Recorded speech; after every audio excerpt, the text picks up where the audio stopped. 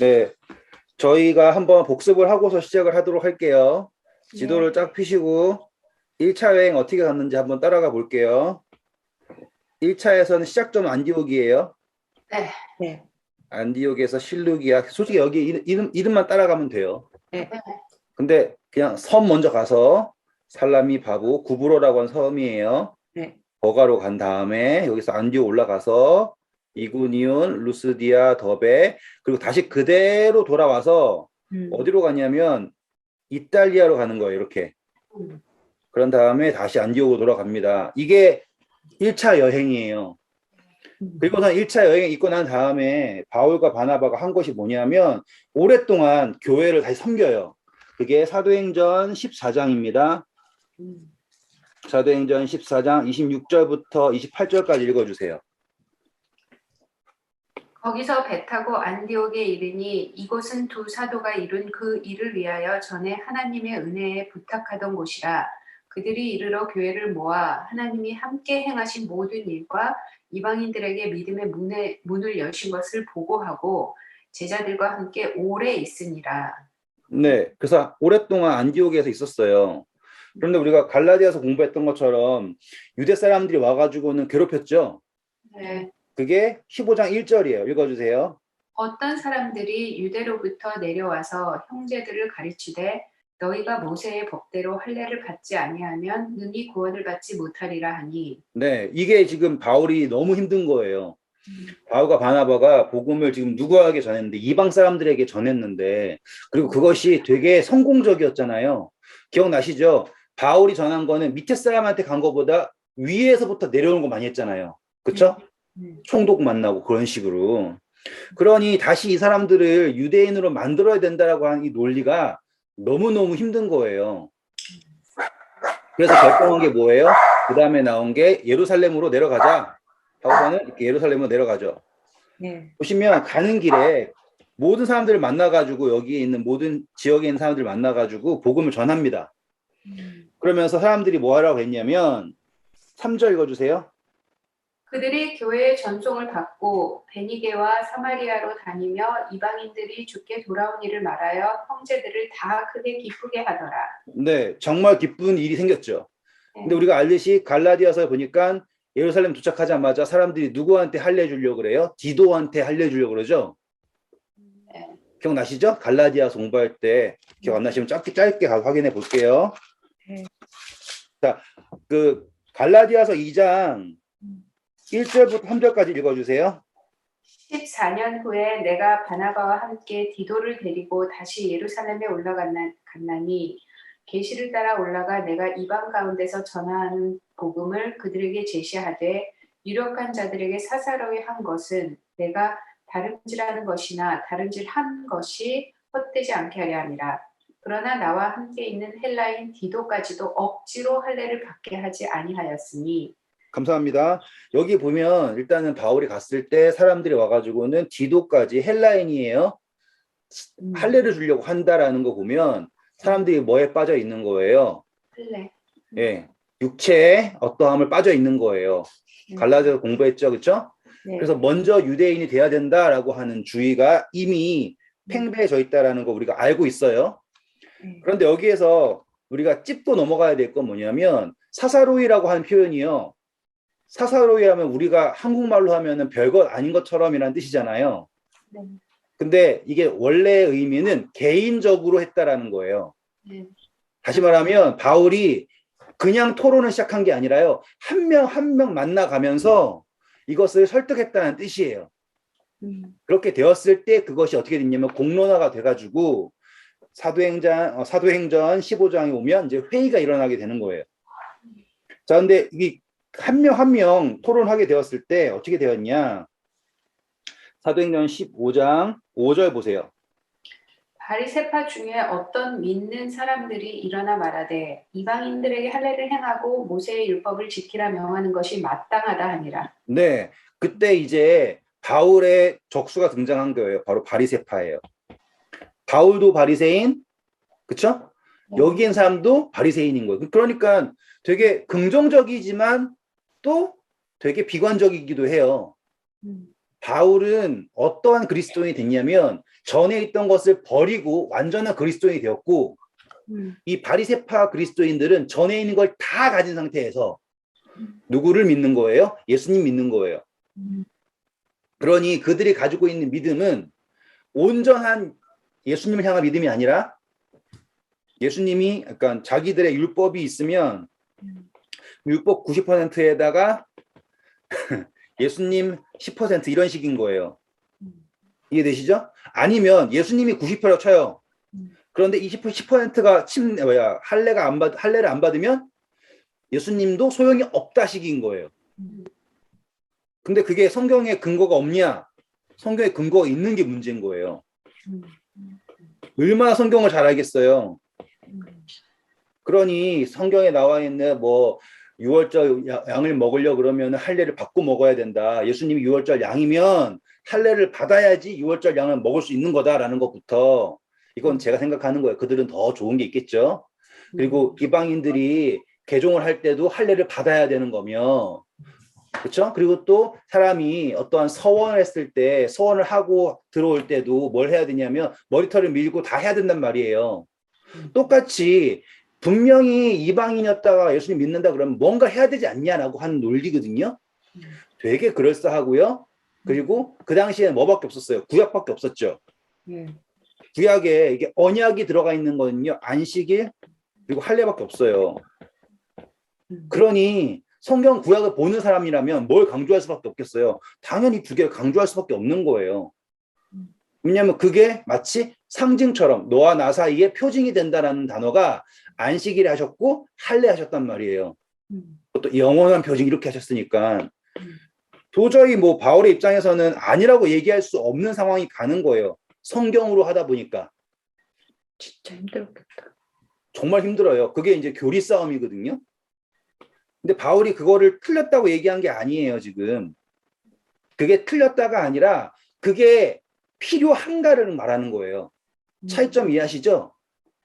할례가 예를 들어 바꿔서 채식이 맞아요, 틀려요 하잖아요. 그럼 맞죠. 그렇죠? 좋아요. 하지만 채식이 나의 구원을 하는 조건이 됐냐가 아니잖아요. 구원은 어디에 범위에 있으니까, 은혜의 범위에 있으니까. 그런데 우리가 하나님을 믿다가 건강해지고 싶어서 채식을 한다라는 거는 당연한 거예요. 누구도 할 수 있어요. 그런데 제가 원희 집사님한테 채식 안 하면 안 돼요. 그건 그리스도인 아니에요 라고 얘기하면 그건 어떤 거예요? 그건 무서운 거라고요. 논리를 이해하셨죠? 바울이 싸우는 건 그거예요. 왜냐하면 바울이 만약에 할례가 틀렸다 그러면 자기가 할례 받았던 거를 어떻게 수설해도 바꿔야 될 거 아니에요. 자기는 다 받았단 말이에요. 자기는 다 가지고 있어요. 기억나시죠? 너희들이 갈라디아서에서 바울이 얘기한 게 뭐예요? 너희들을 시험하는 것이 내 육체에 있다라고 했잖아요. 그러니까 바울이 모든 걸 다 가지고 있잖아요. 근데 그게 아니다라고 말하고 싶은 게 바울이었고. 자, 그래가지고 이제 회의가 일어났는데 재밌는 점은 이거예요. 7절 보세요. 많은 변론이 있은 후에 베드로가 일어나 말하되 형제들아 너희도 알거니와 하나님이 이방인들로 내 입에서 복음의 말씀을 들어 믿게 하시려고 오래전부터 너희 가운데서 나를 택하시고 또 마음을 아시는 하나님이 우리에게와 같이 그들에게도 성령을 주어 증언하시고. 감사합니다. 여기서 포인트가 뭐냐면 이제 베드로가 이야기를 하는 거예요. 자, 베드로가 공식적으로는 이방인에게 첫 번째로 복음 전하는 사람이에요. 아시죠? 비공식으로는 누군데 빌립이지만 공식적으로 가가지고는 고넬료한 침례를 주고 성령을 받게 하고 돌아와가지고 한 것. 그전엔 사마리아인하기도 했지만, 그래서 근데 그렇지만 여전히 이방인을 침례 주는 거 좋아요. 성령 받는 거 좋아요. 하지만 뭐가 있어야 된다고 사람이 생각했다고요? 할례가 있어야 된다고 생각했다. 여기까지 이해하셨죠? 바울이 여기서 강조점이 뭐냐면 하나님께서 뭘 아신다 그래요? 사람의 마음. 그렇죠. 그러니 베드로가 말하는 게 뭐냐면 전환점이 딱 있는 거예요. 개념의 전환이 뭐냐? 육신이 아니라 개심했다라는 걸 어떻게 할 거냐? 할례라는 것도 없으면 이란 논리에 아니다. 하나님께서는 뭘 아신다? 마음을 아신다. 그러면 이 이야기는요, 뭘 이야기하는 걸까요? 하나님께서요, 할례를 어디에 받으라고 얘기하는 줄 아세요, 혹시? 마음. 마음에 그렇죠. 자, 그거는 신명기에 있겠죠? 신명기 30장 6절. 내 마음 여호와께서 내 마음과 내 자손의 마음에 할례를 베푸사 너로 마음을 다하며 뜻을 다하여 내 하나님 여호와를 사랑하사 너로 생명을 얻게 하실 것이며. 네, 감사합니다. 여기서 등장한 게 마음의 할례라는 개념을 베드로가 넣은 거예요. 그게 설득력이 생긴 거예요. 우리는 뭘밖에 못 보지만 육신의 할례밖에 못 보지만 하나님께서는 뭘 보신다? 마음의 할례를 보신다. 그렇기에 그분께 하나님께서는 뭘 내리셨다? 성령을 내리셨다라고 말하고 있는 거예요. 그러니까 여기 이면에 있는 말을 볼 수 있게 된 거죠. 우리는 이제. 맞죠? 네. 그리고서는 9절 보면 믿음으로 그들의 마음을 깨끗이 하사 그들이나 우리나 차별하지 아니하셨느니라. 네, 어떻게 했냐면 마음을 정결하게 하셨다. 그렇기에 뭐가 없다? 차별이 없다. 그래서 10절, 11절 읽어주세요. 그런데 지금 너희가 어찌하여 하나님을 시험하여 우리 조상과 우리도 능히 매지 못하던 멍에를 제자들의 목에 두려느냐. 그러나 우리는 그들이 우리와 동일하게 주 예수의 은혜로 구원을 받는 줄을 믿노라 함이라. 네, 그래서 베드로가 말한 게 이제 은혜라고 하는 것을 인정하는 거예요. 여기에 이제 베드로가 바울의 편에 서서 이야기했을 때 성경적 근거가 분명하게 세워진 거죠. 마음의 할례이고 구원은 은혜이고 성령이 증거하고 있다. 하나님께서는 육신이 아닌 마음을 보신다라고 하니까 정립이 딱 됐어요. 그런데 그게 말로만 한 거예요? 아니면 자기의 경험을 통해 말한 거예요? 경험을 통해서 말했잖아요. 힘이 되겠죠? 그랬더니 이제 바울하고 바나바가 용기를 얻어가지고 사람들한테 간증을 하는 거예요. 이런 일이 있었고 저런 일이 있었고 이런 일이 있었다라고 하는 게 쭉 나온 거예요. 그랬더니 13절 보면 누가 응답합니까? 야고보. 야고보가 응답을 해요. 야고보는 그 당시에 교회의 수장이었죠. 네. 그랬더니 이거 보니까 내가 잘 들어보니 15절 보면 선지자의 말과 일치하다라고 하면서 뭘 읽었냐면 아모스서 9장 11절 12절에 나온 이야기를 이 야고보가 이야기를 한 거예요. 한번 그냥 사도행전 15장 15절부터 읽어볼게요. 선지자들 말씀이 이와 일치하도다. 기록된 바 이후에 내가 돌아와서 다윗의 무너진 장막을 다시 지으며 또 그 허물어진 것을 다시 지어 일으키리니 이는 그 남은 사람들과 내 이름으로 일컬음을 받는 모든 이방인들로 주를 찾게 하려 함이라 하셨으니 즉 예로부터 이것을 알게 하시는 주의 말씀이라 함과 같으니라. 그러므로 내 의견에는 이방인 중에서 하나님께로 돌아오는 자들을 괴롭게 하지 말고 다만 우상의 더러운 것과 음행과 목매어 죽인 것과 피를 멀리하라고 편지하는 것이 옳으니 이는 예로부터 각 성에서 모세를 전하는 자가 있어 안식일마다 회당에서 그 글을 읽음이라 하더라. 감사합니다. 자, 그래서 지금 이 두 사람 베드로랑 야고보가 바울의 개념, 다시 말하면 그리스도인이라는 개념을 지지하게 된 거예요. 예수님을 믿는 유대인이 아니라 그리스도인이라고 하는 개념을 지지하게 되었는데 우리 갈라디아서 기억나시죠? 제일 처음에 바울이 누굴 만나러 왔다가 베드로를 만나러 갔다가 베드로랑 누구만 만나고 갔어요? 야고보만 만나고 갔었죠? 네. 그렇죠? 이게 중요한 것 같아요. 베드로랑 야고보는 바울을 어떻게 알고 있는 거예요? 정말로 개인적으로 알고 있는 것 같아요.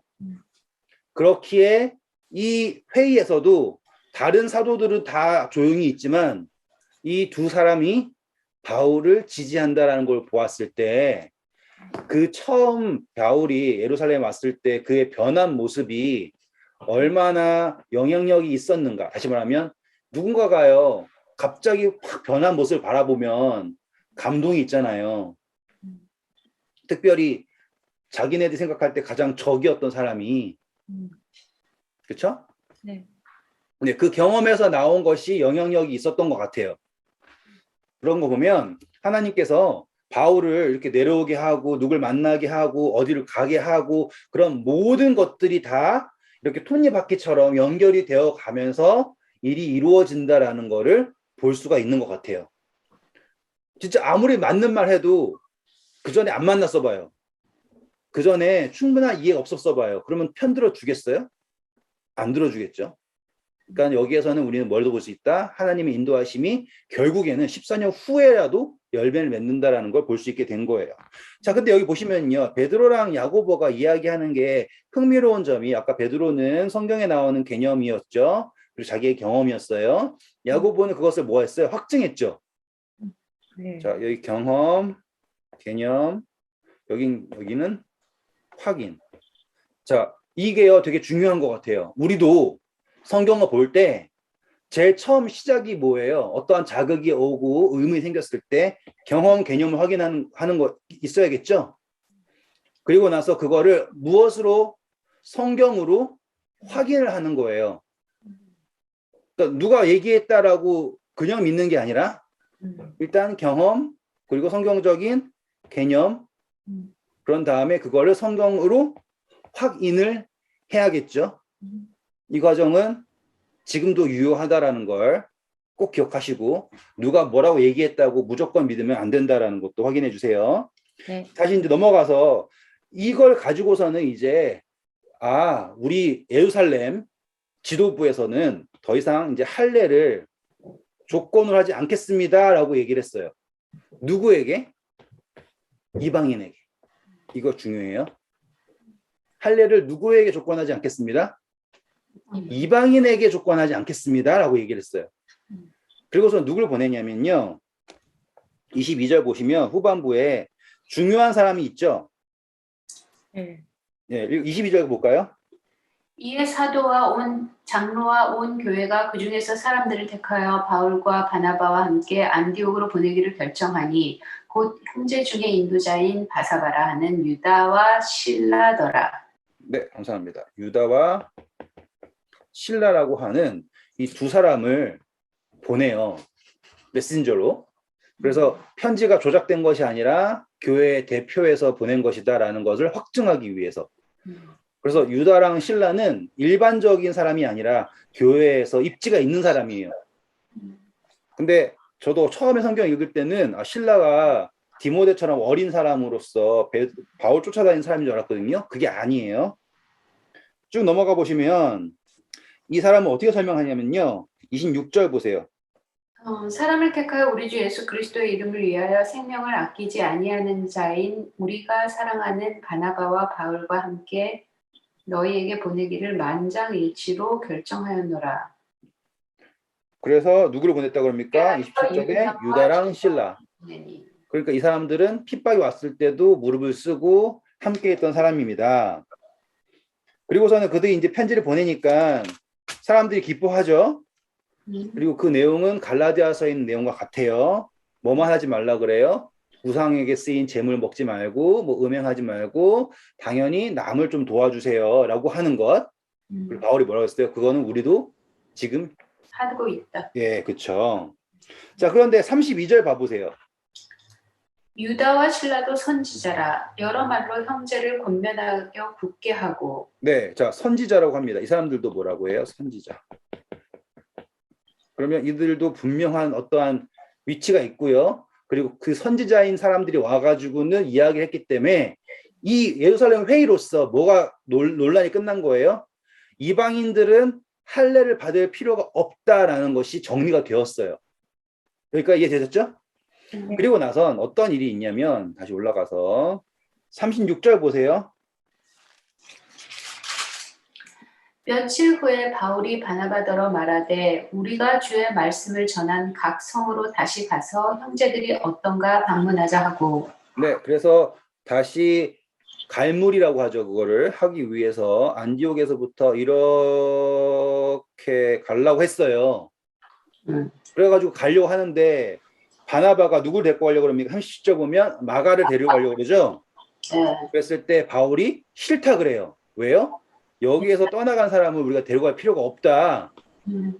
더 이상 이렇게 복음에 대하여 사명감 없는 사람을 데리고 가면 우리가 오히려 더 힘들다라고 얘기한 거예요. 그리고서 엄청 싸우죠. 바나바는 은혜 쪽이었어요.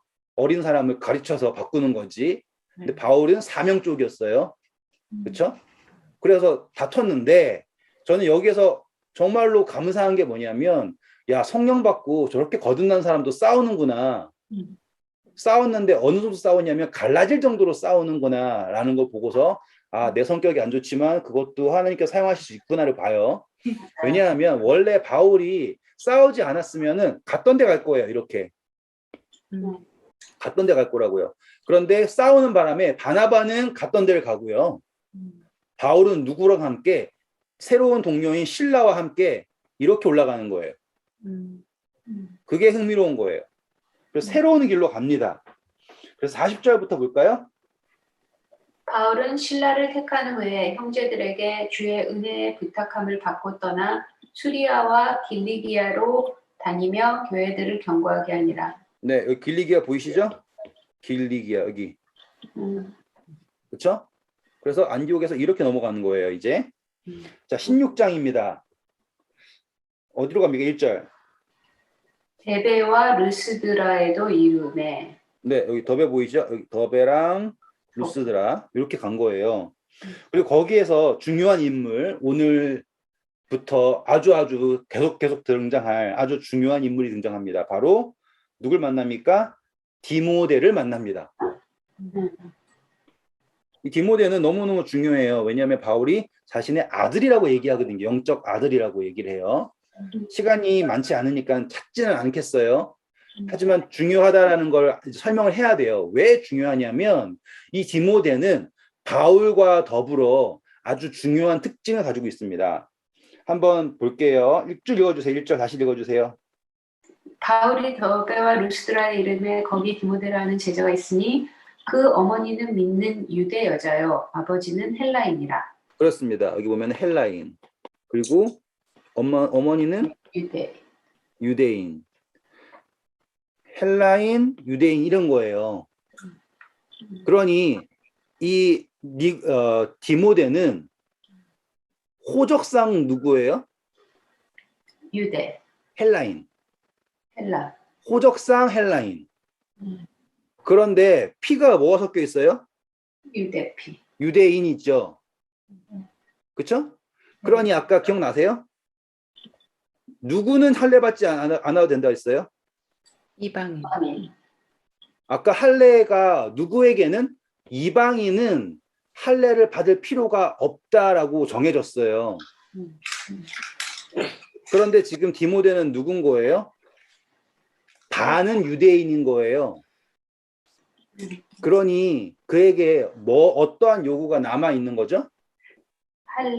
할례의 요구가 남아 있는 거예요. 여기까지 차이점 이해하시겠죠? 분명히 헬라인 디도에게는 바울이 할례 받으라고 하지 않았어요. 그런데 이 디모데에게는 바울이 뭐라고 했냐면 2절부터 읽어볼까요?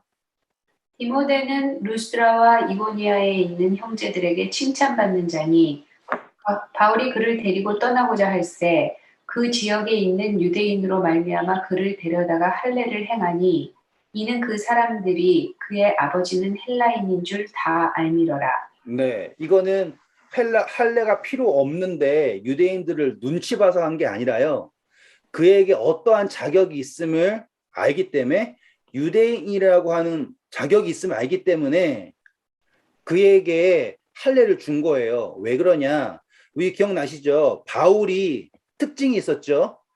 바울은 헬라파 유대인이죠. 네. 동시에 유대파 히브리인 중에 히브리인이고 또 제일 중요한 거 로마 시민. 그래서 그가 가지고 있는 이 세 가지가 그로 하여금 복음을 전파할 때 엄청나게 역할을 하잖아요. 네.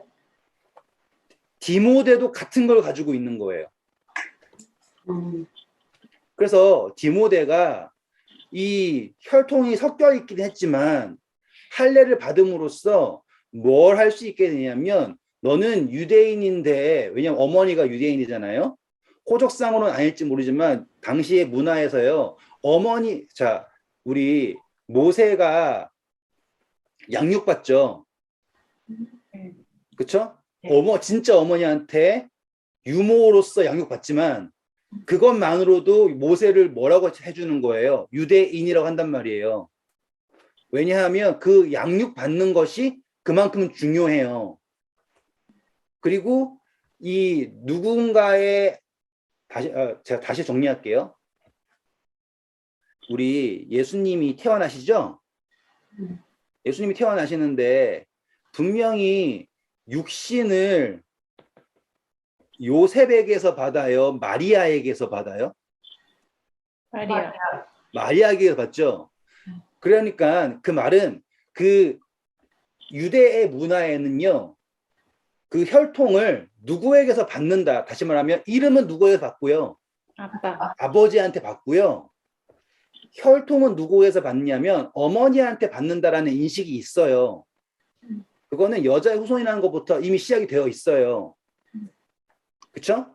그래가지고 지금 이 디모데가 가지고 있는 특징이 뭐냐면 그는 충분히 유대인이 될 수 있는 자격이 있어요. 맞죠?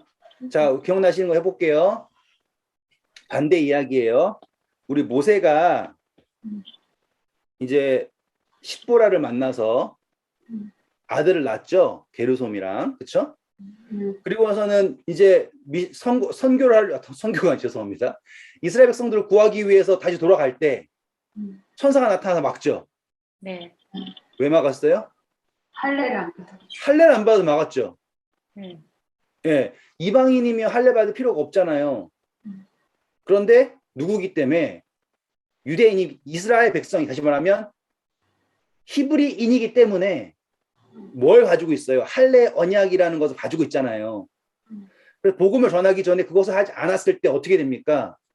죽음의 위기에 처하게 됐죠. 같은 이유도 있고요. 그리고 제일 중요한 거는 바울이 누구를 세우기 위함이에요. 디모데를 누구한테조차 이 유대인들에게조차도 세울 수 있도록 그를 준비한 거예요. 이때는 이렇게 하고 저 때는 저렇게 하는 게 아니라. 이해하시죠? 그래서 디도는 주지 않았고 디모데에게는 떠나기 전에 할례를 주고 떠납니다. 그러니까 그가 어디에서 복음을 전할 때라도 어떠한 유대인이 공격을 해도 야 너는 그런 엄마가 유대인이면서 할례를 알고도 안 받았네 이런 식으로 하는 거에 대해서 공격을 받지 않고 입지를 세울 수 있기 때문이었어요.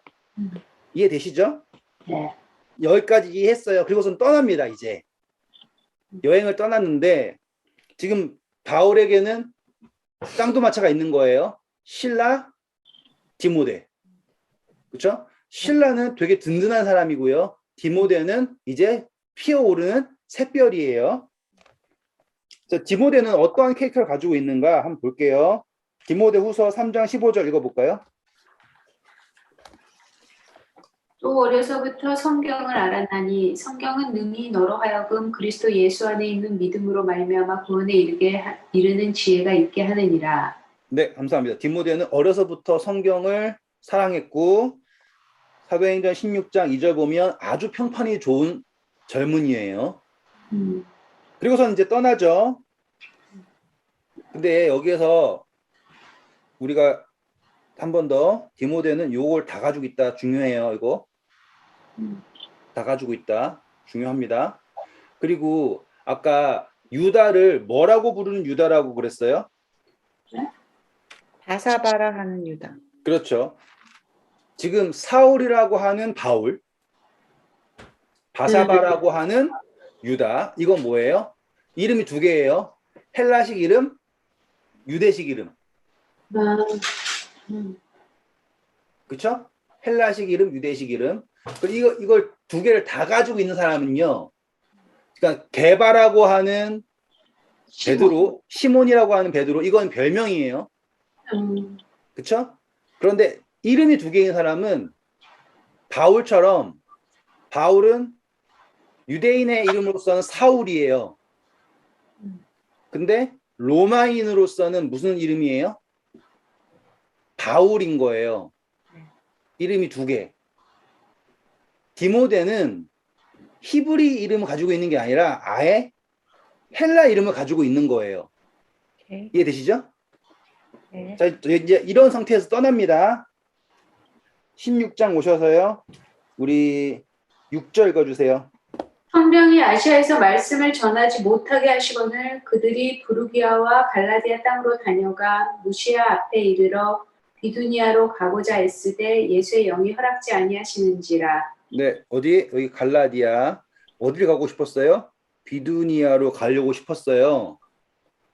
방향을 이렇게 잡고 싶었단 말이에요. 이렇게 올라가고 싶었어요. 네. 그런데 성령이 허락하지 않으셨대요. 네. 앞으로 이 표현 되게 많이 나와요. 그래서 저는 여기서 너무너무 좋은 게 뭐냐면, 우리는 하나님 믿으면 일이 잘 풀리는 것만 기억하잖아요. 그랬으면 좋겠다 생각하는데, 바울은 일의 진행에 대하여서 성령님께서 이끄신다라는 거를 되게 중요시 여긴 것 같아요. 그래서 그는 억지로 어디로 간다라는 거를 안 하는 것 같아요. 나중에 이제 뭐 잡혀가고 그런 이야기도 나오지만 그가 추구하는 것은 내가 지금 어떠한 상황에 처하든 간에 감옥에 가더라도 성령의 이끄심이라면 간다 이거예요. 나중에 또 나와요. 지진 나가지고 문이 열렸는데도 성령의 이끄심이 거기에 있으니까 도망치지 않는 거라고요. 저였으면 냅다 튀었죠. 오예 하고서 도망쳤을 거 아니에요. 그렇죠? 당근이죠. 나보다 이러고. 자, 7절 보세요. 무시아 앞에 이르러 비두니아로 가고자 애쓰되 예수의 영이 허락지 아니하시는지라. 무시아를 지나 드로아에 내려갔는데 밤에 환상이 바울에게 보이니 마게도니아 사람 하나가 서서 그에게 청하여 이르되 마게도니아로 건너와서 우리를 도우라 하거늘 바울이 그 환상을 보았을 때 우리가 곧 마게도니아로 떠나기를 힘쓰니 이는 하나님이 저 사람들에게 복음을 전하라고 우리를 부르신 줄로 인정함이로라. 네, 그래서 여기 무시아, 여기 드로아 보이시죠? 이렇게 온 거예요. 그리고서는 이제 결심을 하죠. 그리고서는 어떻게 됩니까? 11절 보면 배를 타고서 사모드라게로 직행하여 네아폴리스 여기로 왔어요. 가고 네. 거기서 빌립보에 이르니 이는 마게도니아 지방의 첫 성이요 또 로마의 식민지라 이 성에서 수의를 유하다가 네, 이제 빌립보서가 여기구나라는 거 알았어요, 우리는. 예. 그리고서는 기다리다가 누구를 만납니까? 13절부터 보세요. 안식일에 우리가 기도할 곳이 있을까 하여 문밖 강가에 나가 거기에 앉아서 모인 여자들에게 말하는데 두아리라시에 있는 자색 옷감 장사로서 하나님을 섬기는 루디아라 하는 한 여자가 말을 듣고 있을 때 주께서 그 마음을 열어 바울의 말을 따르게 하신지라. 감사합니다. 여기 보시면 두아디라 계시록에 공부하면 나오죠. 두아디라 교회의 사자에게 말해라. 여기에 있는 사람인데 여기로 와서 있대요. 빌립보에. 근데 이름 보니까는 히브리인 아니 유대인 아니죠. 그런데 이 사람은 자주색 옷감 장수래요. 근데 그 당시에 자주색 옷감은 부자의 상징이에요. 네. 우리 그 기억나세요? 나사로 이야기? 거지 나사로? 부자가 항상 뭐 입고 있어요? 누가복음 16, 한번 볼까요? 누가복음 16장 몇 절일까? 예수님이 비유를 하시면서 부자가 있는 19절. 어떤 부자가 있어 자주색 옷과 라고 나와요. 누가복음 16장 19절 보면 부자가 입는 옷이 자주색 옷이에요. 네. 그럼 이 두아디라에서 온 이 여인이 루디아라고 하는 여인이 자주색 옷감을 장사한다라고 하는 건 그 당시에 상당히 부유한 거예요. 그런데 문화적으로 남자가 보통 주인이잖아요. 그 당시엔 남자가 더 세니까. 그런데 이 여자가 주인인 거예요. 그러면 뭐 미망인이든지 뭐든지 모르지만 아무튼 재력이 있는 사람을 만난 거예요. 그리고 똑같은 일이 일어납니다. 이 사람이 딱 만나니까 고넬료도 혼자 믿어요? 온 가족이 다 믿어요? 온 가족이. 그렇죠. 여기 똑같았겠죠? 읽어주세요. 15절. 여자가 말을 듣고 있을 때 그와 그 집이 다 침례를 받고 우리에게 청하여 이르되 만일 나를 주 믿는 자로 알거든 내 집에 들어와 유하라 하고 강권하여 머물게 하니라. 네, 감사합니다. 자, 여기서 재밌는 거 알려드릴게요. 저는 정말 이게 너무 재밌어요. 지금 10절 봐보시면 우리라는 거 보여요? 네. 11절 보면 우리라는 거 보여요? 네. 12절에도 우리 보이죠? 네. 14절에도 우리 보이죠? 네. 그전에는 우리라는 단어가 안 나왔던 거 아시죠? 음. 그 전까지는 우리라는 단어가 안 나와요. 다 뭐 베드로가 뭐 했다, 바울이 뭐 했다 이런 식이거든요. 그런데 이때부터는 누가 등장하냐면 우리라고 하는 게 등장을 해요. 그래서 저는 조심스럽게 이때부터 이 책의 저자가 동행을 했었나라는 생각을 해봐요. 조심스럽게. 왜냐하면 우리라고 하는 단어가 들어갔다 갔기 때문에. 왜냐 앞으로는요 이제 계속 어떠한 일이 있잖아요. 그러면 우리가 항해를 했다라고 하는 표현이 나오고 어떤 데는 바울이 갔다라는 이야기가 딱 구분이 되기 시작해요. 그러면 누가 갔다고요? 누가? 그러니까 저는 조심스럽게 이 우리라고 하는 표현에서 우리가 글 쓸 때요. 그렇죠. 우리라고 하는 순간부터는 누가 등장하는 거예요? 화자인 내가 등장하는 거잖아요. 그렇죠. 네. 그래서 이렇게 자세하게 알게 되는 게 이런 내용인가라는 생각을 해보는 거예요. 자, 아무튼 이제 우리가 움직이기 시작을 해요. 그래가지고 그러니까 그녀래요. 죄송합니다. 화자가 얘기하다 보니까 그녀가 나왔어요. 그래서 이 루디아가 이제 초청을 하죠. 초청하면서 가는데 재미있습니다. 16절 봐주세요. 우리가 기도하는 곳에 가다가 점치는 귀신 들린 여종 하나를 만나니 점으로 그 주인들에게 큰 이익을 주는 자라. 그가 바울과 우리를 따라와 소리질러 이르되 이 사람들은 지극히 높은 하나님의 종으로서 구원의 길을 너희에게 전하는 자라 하며 이같이 여러 날을 하는지라. 바울이 심히 괴로워하여 돌이켜 그 귀신에게 이르되 예수 그리스도의 이름으로 내가 네게 명하노니 그에게서 나오라 하니 귀신이 즉시 나오니라.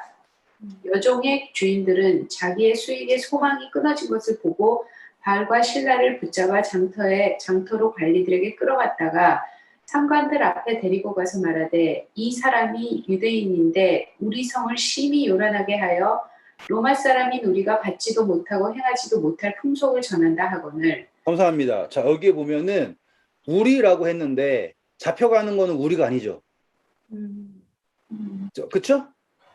계속 우리가 가고 있는데 귀신 들린 사람도 우리를 따라왔어요. 그런데 잡혀가는 건 우리가 잡혀가는 게 아니라 누구만 잡혀가요? 바울과 실라. 바울과 실라만 잡혀가죠. 왜일까요? 그 다음 쪽 보면 뭐라고 얘기해요? 이 사람들이 뭘 전파한대요? 유대인들이 와가지고는 누가 듣지 못할. 로마 사람. 그렇죠. 그러니까 분명히 디모데 같이 갔잖아요. 그렇죠? 그리고 우리라고 하는 개념에서 누구도 있을 수 있어요? 누가도 있을 수 있어요. 그런데 딱 보니까 누구는 피지배 국민이에요. 바울하고 실라는 딱 봐도 유대인이에요. 근데 디모데는 아까 아버지가 누구예요? 헬라인이죠. 그리고 근데 이름도 디모데죠. 시민권이 뭐가 있어요? 로마 시민권이 있죠. 그러니 잡아갈 수가 없어요. 그래서 이 사람들이 누구만 잡아가는 거예요? 바울하고 실라만 잡아가는 거예요. 그러면 개연성이 있죠. 그렇죠? 바울도 원래 로마 시민권인데 모르고. 시민권은 그렇죠. 아직까지는 몰라요. 이제 좀 이따가 바울이 딱 까죠. 내가 누군지 알아? 하고서 이제 근데 그 이야기가 나오는 거예요. 그러니까 계속해서 우리 하다가 잡혀가는 건 누구만 잡혀가요? 바울하고 실라만 잡혀가요. 그렇죠? 개연성이 있죠? 네. 그래가지고는 21절부터 볼게요. 로마 사람인 우리가 받지도 못하고 행하지도 못할 풍속을 전한다 하거늘 우리가 일제히 일어나 고발하니 상관들이 옷을 찢어 벗기고 매로 치라 하여 많이 친 후에 옥에 가두고 간수에게 명하여 든든히 지키라 하니. 네, 로마 사람은 절대 이렇게 할 수가 없어요. 그런데 피지배 국가에서 온 사람이기 때문에 이렇게 한 거예요. 누군 못하고 로마 사람처럼 생계사항 못하고요. 그래서는 이제 간수가 지킵니다. 그리고 그랬는데 25절 보세요. 한밤중에 바울과 실라가 기도하고 하나님을 찬송하며 죄수들이 듣더라. 네, 여기서 그냥 노래 할렐루야 노래 부르고 있는 게 아니라요. 거기에서도 뭐 하고 있는 거예요? 복음을 전파하고 있는 거예요. 그러니 성령의 이끌림이라는 거를 어디까지 바라보고 있느냐를 볼 수 있죠. 그랬더니 26절 보면 지진이 일어나죠. 네. 뭐랑 비슷해요? 베드로가 풀려나는 거랑 비슷한 거죠. 네. 그랬는데 이걸 보고서는 이제 간수가 죄수가 도망치면 자기가 죽으니까 이제 자결을 하려고 했더니 바울이 어떻게 했어요? 내 몸을 상하지 말라. 우리가 다 여기 있노라 하니. 네, 바울이 어떻게 한 거예요? 다른 죄수들이 도망치지 못하게 설득을 한 거 아니에요? 이것도 대단하지 않아요? 죄수. 어떻게 하면 죄수들을 문이 열렸는데도 도망치지 않고 함께 있게 하는가? 그게 말씀의 힘이라고 생각을 해요, 저는. 나는 이게 바울과 신라의 그것만 뺏겨진 줄 알았어. 아니구나. 모든 사람의 메인 것이 다 벗어졌구나. 그렇죠, 그렇죠. 그랬더니 이 간수가 등불을 달라 그래도 확인해 보니까 다 있어요. 그리고서는 이제 어쩔 수 없는 정말로 막을 수 없는 감동이죠. 왜 자기 목숨을 살린 거지 않습니까? 그래서 엎드려서 이제 결하고 기도를 감사하고 하고 이제 절을 하죠. 30절 읽어주세요. 그들을 데리고 나가 이르되 선생들이여 내가 어떻게 하여야 구원을 받으리까 하거늘. 네, 감사합니다. 이게 중요해요. 음, 고맙습니다가 아니죠. 네, 뭘 얘기합니까, 갑자기? 구원. 네. 그러면은 바울은 거기에서 무슨 말을 하고 있었다? 복음을 전파하고 있었다라는 거예요. 제 성격이었으면 억울하다, 내가 뭘 잘못했다고 따지고, 저는 그 참지 못할 것 같아요. 억울하면 정말 참지 못하는 스타일이거든요.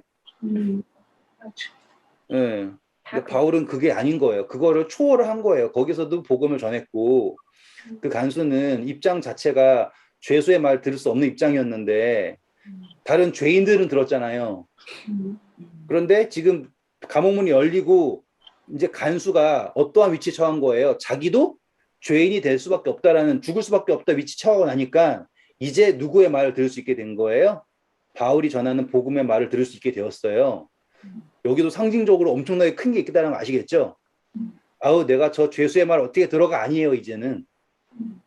네. 그래서 이 사람이 어떻게 해야지 내가 구원을 받겠습니까? 라고 얘기를 합니다. 그 다음에 뭐라고 합니까?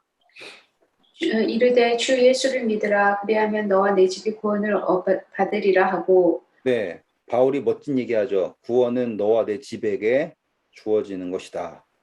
그런데 우리 두아디라에서 온 여인도 그렇고 고넬료도 그렇고 루디아도 그렇고 고넬료도 그렇고 다 복음이 어떻게 돼요? 한 명한테 가지만 결국에 그 모든 집을 구원을 하게 된다라는 개념이 계속 반복이 되는 거예요. 정말 중요해요. 오늘 우리에게 똑같은 사명이 있어요. 그런 다음에 이제 그 밤에 33절.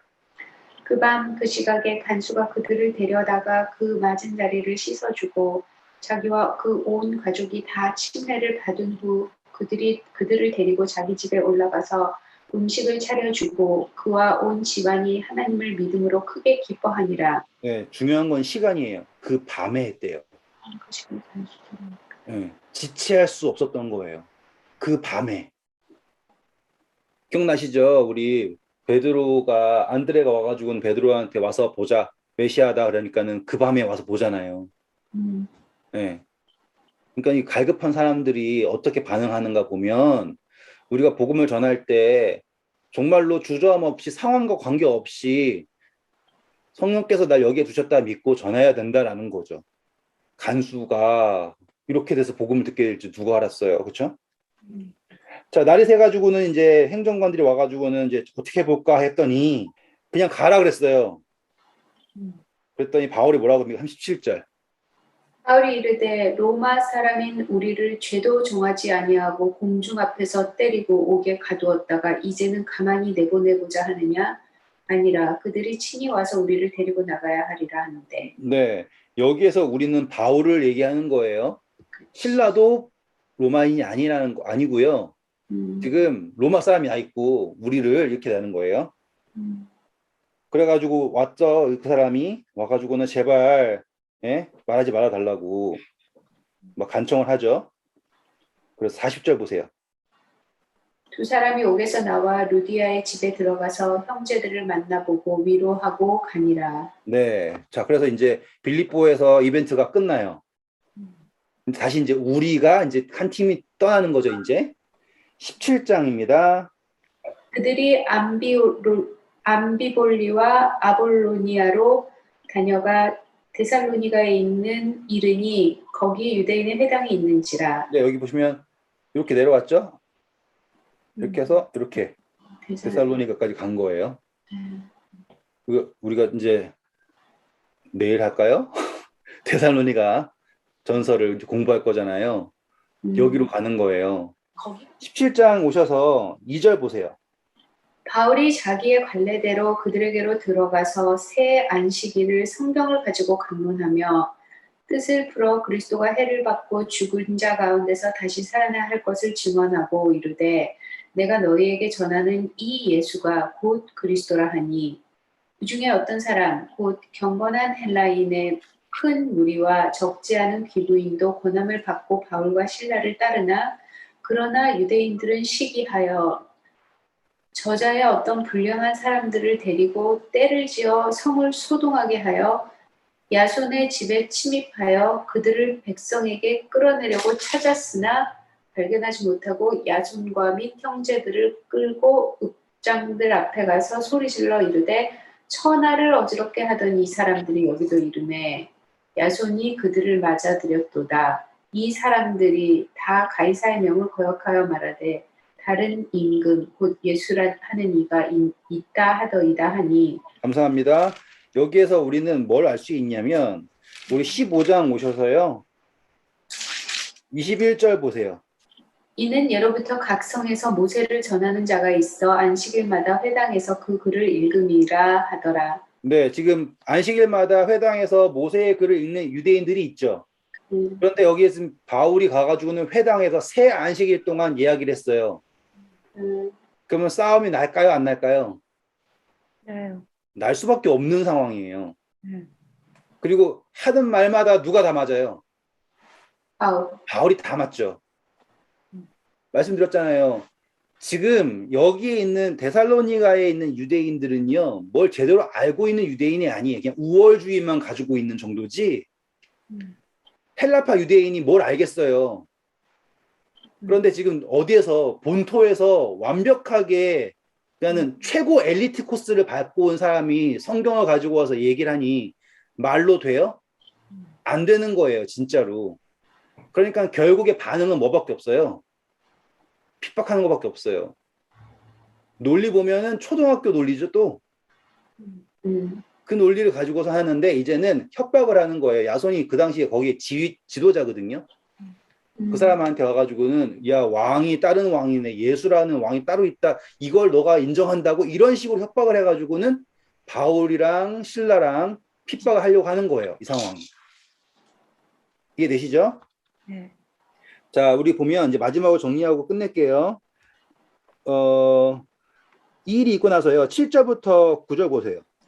야손이 그들을 맞아들였도다. 이 사람들이 다 가이사의 명을 거역하여 말하되 다른 임금 곧 예수라 하는 이가 있다 하더이다 하니 우리와 읍장들이 이 말을 듣고 소동하여 야손과 그 나머지 사람들에게 구속금을 받고 놓아주니라. 네, 보면은 어떻게 돼? 잡혔는데 바울과 신라는 안 잡히고 빠져나갔나 봐요. 그래가지고 거기 누구 잡혔다 그래요? 형제들만 잡혀가지고요.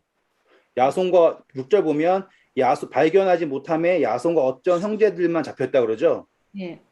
그래가지고는 풀려났대요. 그러면서 자연스럽게 데살로니가에서 있을 수가 없게 됐죠.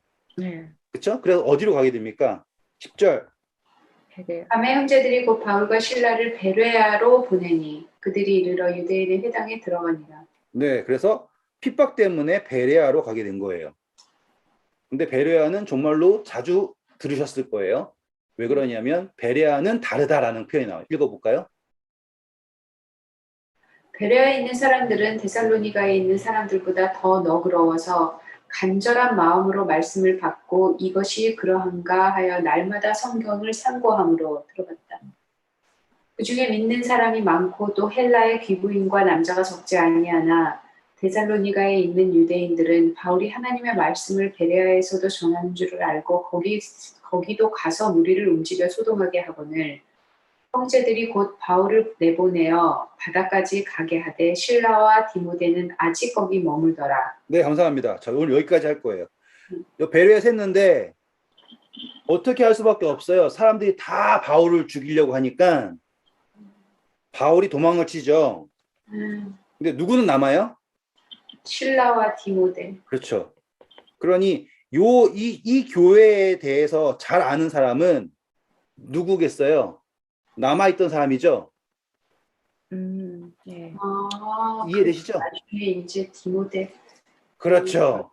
그러니까는 여기에 대해서 남아서 오랫동안 있던 사람이 누구냐면 실라랑 디모데예요. 그렇죠? 네. 그래가지고 15절 보면 바울을 데리고 어디로 갔다 그럽니까?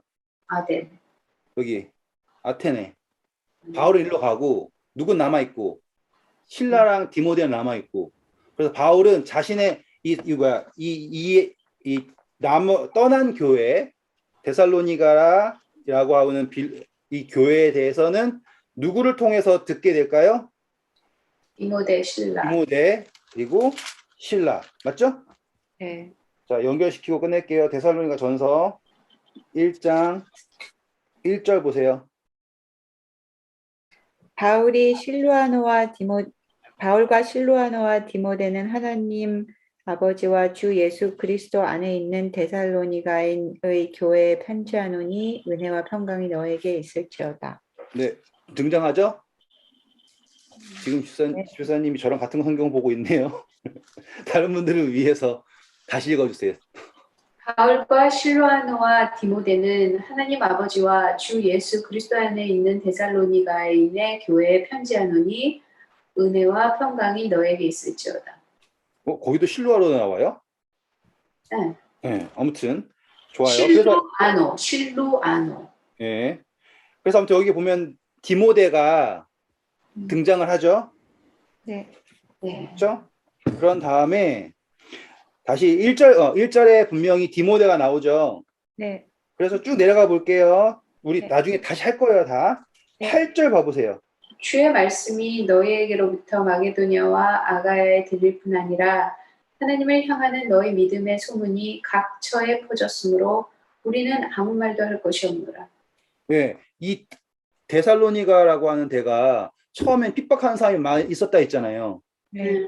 근데 지금 편지를 보낼 때 보니까 사람들이 변했나 봐요. 어떻게 이렇게 잘 됐나라고 하면은 누굴까라고 하잖아요. 바로 여기 남아있던 디모데인 거예요. 자, 2장 오셔서요. 2절 보시면 빌립보에서 고난과 치욕을 당했다라고 나오죠. 네. 우리가 공부한 거랑 똑같죠. 그렇죠? 그리고 나서는 쭉 넘어갈게요. 3장입니다. 1절, 2절만 읽고 끝나면 됩니다. 이러므로 우리가 참다 못하여 우리만 아덴에 머물기를 좋게 생각하고 우리 형제 곧 그리스도의 복음을 전하는 하나님의 일꾼인 디모데를 보내노니 이는 너희를 굳건하게 하고 너희 믿음에 대하여 위로함으로 아무도 이 여러 환난 중에 흔들리지 않게 하려 함이라. 네, 감사합니다. 그래서 지금 바울이 여기에서 일어나는 일에 대해서 누구를 통하여서 일한다라는 거 볼 수 있어요?